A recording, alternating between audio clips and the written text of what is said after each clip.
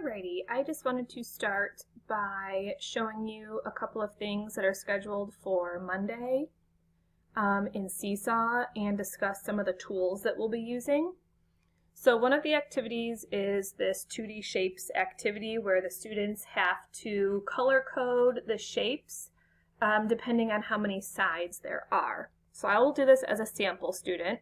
So I'm going to start by clicking the Add Response button, and it wants us to use the pencil tool. I'm going to show you when we get in there a different option. So I am the sample student, and instead of clicking the pencil tool, I really like the highlighter tool to use, and you can use whatever you'd like. I just think that it's easier. So the first one, and your child can do this anyway. Maybe they want to do all the blue three-sided figures first, or the orange, what have you. That is completely fine. Because blue is first, I'm going to start with blue. So over here I can select my color, and any color blue is perfectly fine. Light blue, dark blue, whatever you like. So now that I have my highlighter tool, you can click on the thickness that you want, and it says any shape with three sides blue. So I will go ahead and color this one blue and this one blue, and it doesn't matter how neat or not neat it is, as long as I can tell that the three-sided shapes are blue. So I can move to orange for my four-sided shapes. Again, pick a color that looks orange to you. As long as it doesn't look red and I can tell that it's orange, that's completely fine. So four-sided shapes are orange. Sorry, my mouse is giving me a little trouble here. And I will go ahead and highlight this one. Okay, and it looks like it's really light the first time. Okay, but as long as I can tell the difference.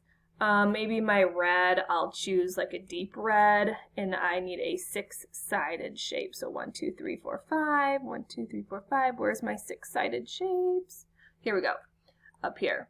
Okay, so it is a little hard to tell the difference, but just do your best that you can with that. I can, as long as all the six-sided shapes are this color and the four-sided shapes are that color, it will be just fine. Okay, so when you're done, click the green check mark, and that your response will be recorded. Again, I am going to show you the other activity for today, and that is our pronoun activity. Okay, so I'm going again to click the Add Response button. I am the sample student. Again, in the directions it says you can use the pencil to circle.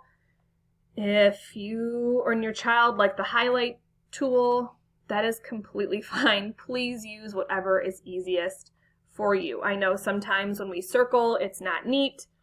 As long as I can tell what their answer is, I am fine with that. So we have to circle a pronoun to replace the underlined noun in each sentence. Sarah likes to help animals. Our choices are she or it, and Sarah is a she, and that is the correct answer, and I'm just going to highlight over the word she. You can circle, you can underline, you can highlight. Again, whatever is easiest for you and your student. When you are completely done with all of them, you'll click the green check mark button over here, and your response will be recorded. Again, I just wanted to share that with you because I know that some of the tools are easier than others, so I just want to reinforce again, please just use what's easiest for you and your student. Again, if you have any questions, please don't hesitate to reach out and ask me.